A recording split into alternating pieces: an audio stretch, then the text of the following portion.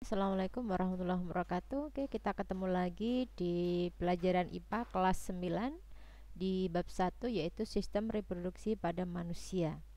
Pada bagian yang dipelajari adalah yang pertama ada pembelahan sel, kemudian yang kedua struktur dan fungsi sistem reproduksi pada manusia, kemudian yang ketiga adalah organ reproduksi pada manusia. Nah, yang pertama adalah pembelahan sel. Di sini jenis pembelahan sel ada pembelahan mitosis dan meiosis. Apa sih bedanya pembelahan mitosis dan meiosis? Di sini ada amoeba. Nah, amoeba itu dia adalah membelah diri. Nah, contohnya di sini kalau mitosis dia mengalami satu kali pembelahan. Ya, satu kali pembelahan. Kemudian kalau meiosis dia mengalami dua kali pembelahan. Ya, yang pertama di sini. Nah, di sini pembelahan yang pertama, ya, meiosis 1,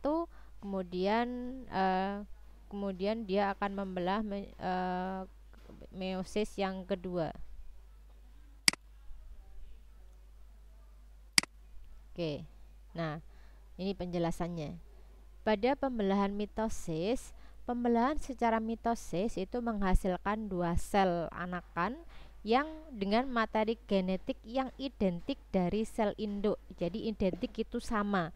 Jadi pembelahan secara mitosis menghasilkan dua sel anakan yang materi genetiknya yang identik dengan dari sel induk. Kemudian yang kedua, pembelahan secara mitosis itu terjadi pada organisme yang mengalami pertumbuhan, perbaikan, atau reproduksi aseksual.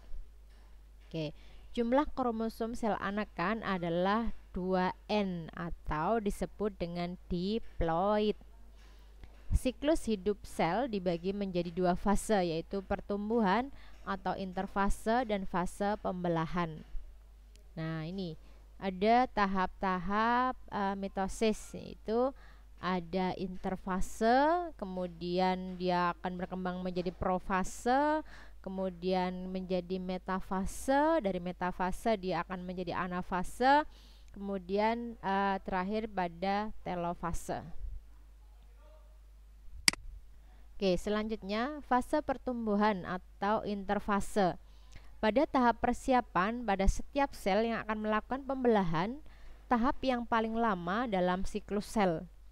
Nah, terjadi proses metabolisme yang tidak berpengaruh dalam perubahan morfologi sel. Terdiri dari 3 fase, yaitu pada gap 1, kemudian ada sintesis, kemudian ada gap yang kedua. Pada fase G1 ini terjadi pertumbuhan organel-organel sel dan pertumbuhan sel. Jadi pada gap 1 di sini terjadi pembentukan organel-organel sel dan pertumbuhan sel. Kemudian dia akan berkembang menjadi fase S. Di sini terjadi proses replikasi DNA, replikasi turunan. Ya, kemudian dia akan menuju pada fase G2, yaitu terjadi pertumbuhan organel. Maka di sini akan terjadi pertumbuhan organel. Ini adalah pada pada interfase. Oke. Selanjutnya pada profase, pada tahap profase, nah, benang-benang kromatin akan memendek. Ya, benang-benang kromatin akan memendek dan menebal, membentuk kromatid. Nah, di sini. Ya, dia akan memendek dan menebal, dia akan membentuk kromatid.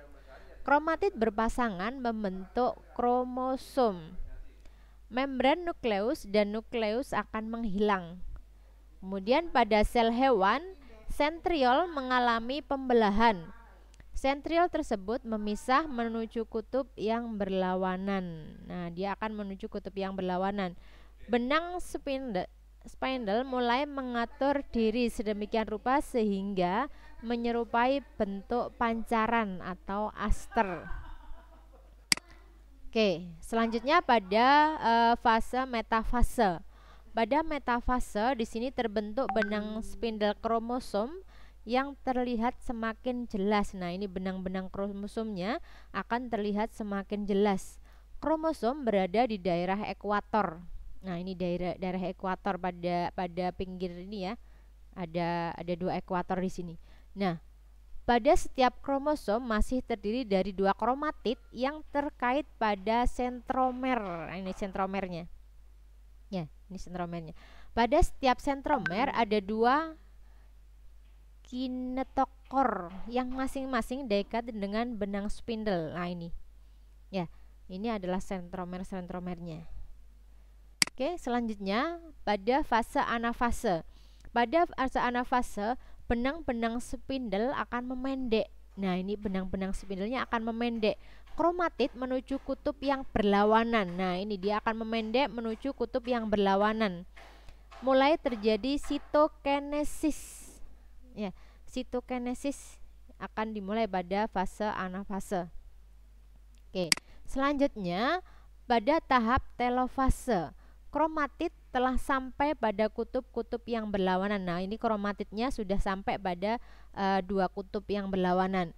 Kromatid akan menipis dan memanjang menjadi kromatin. Ya. Kemudian kumpulan kromatin akan membentuk anak inti. Dia akan membentuk anak inti, sehingga akan terbentuklah membran nukleus di luar anak inti. Ya. Kemudian sitokinesis akan selesai, akan terbentuk dua sel anakan, ya, dua sel anakan. Oke. Nah, berikutnya adalah pembelahan meiosis. Pada pembelahan meiosis akan menghasilkan sel anakan dengan jumlah kromosom setengah dari jumlah kromosom sel induk. Ya, jadi bedanya kalau tadi mitosis dia akan menghasilkan jumlah yang identik dengan induknya, tetapi kalau pada meiosis dia akan menghasilkan setengah dari kromosom sel induk. Nah, pada pembelahan meiosis bertujuan untuk berkembang biak secara seksual, yaitu pada proses pembentukan gamet atau gametogenesis. Pada meiosis mengalami pembelahan inti dua kali, sehingga satu sel diploid 2N akan menghasilkan 4 sel haploid N. Ya.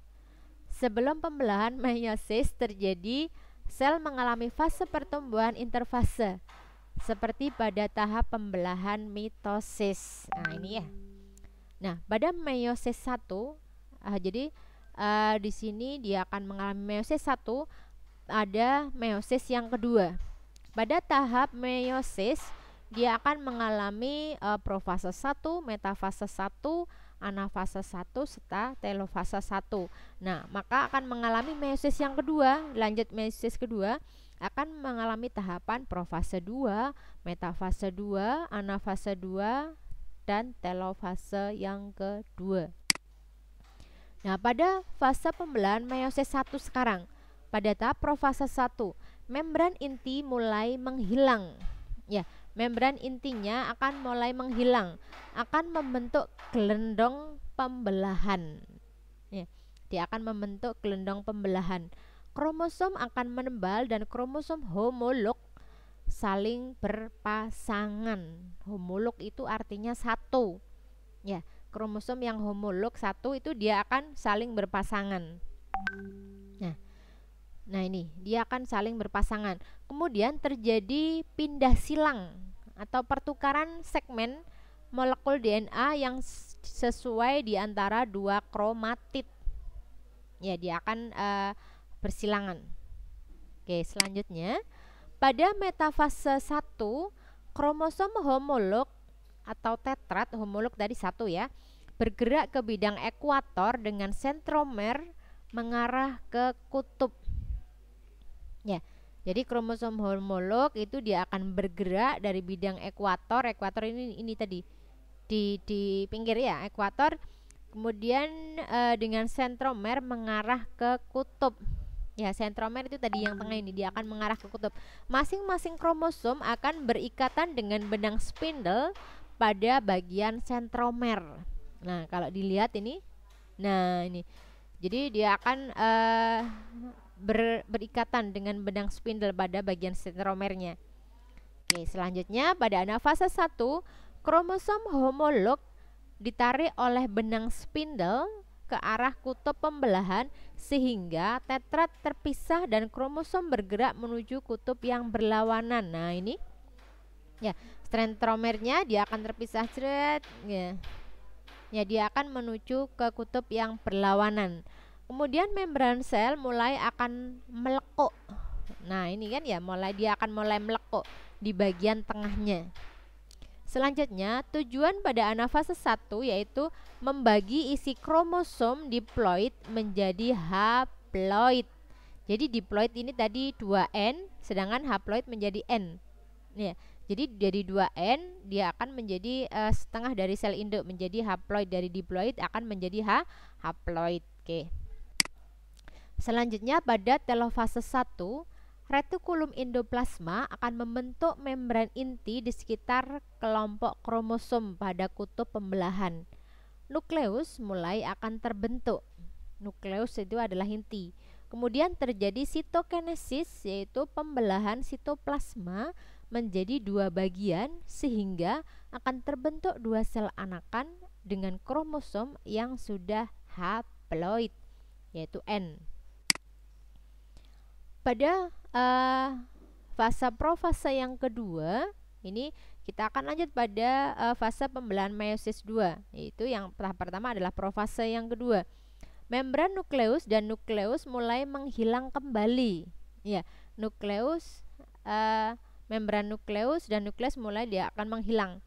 Kemudian sentromer akan membelah dan sepasang sentriol akan terpisah menuju kutub-kutub yang berlawanan. Nah, di sini, dia akan menuju kutub yang berlawanan. Di antara keduanya akan muncul benang spindle yang memancar dari kedua sentriol.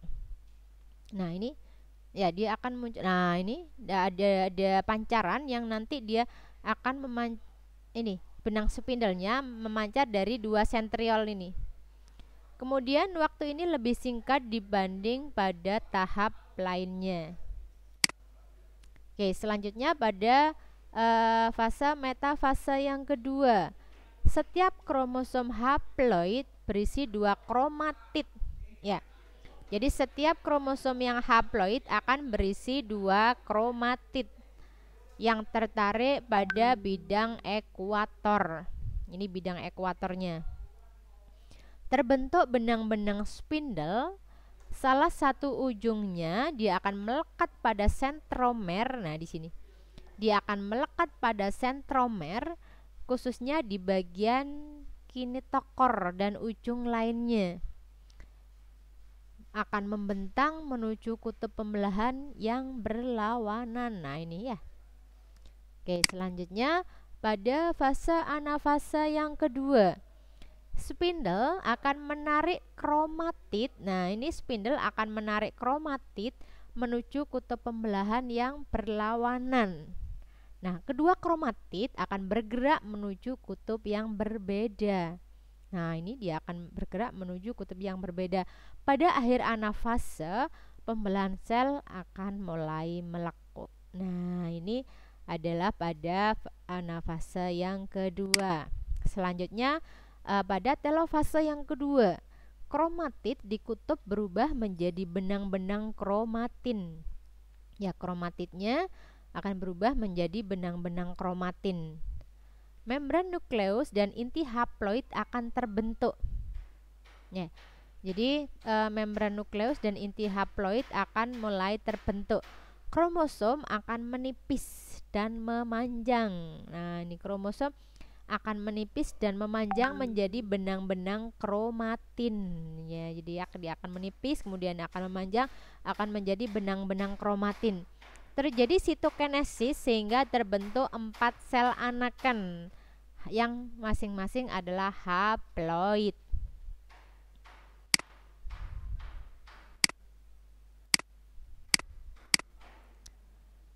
Oke,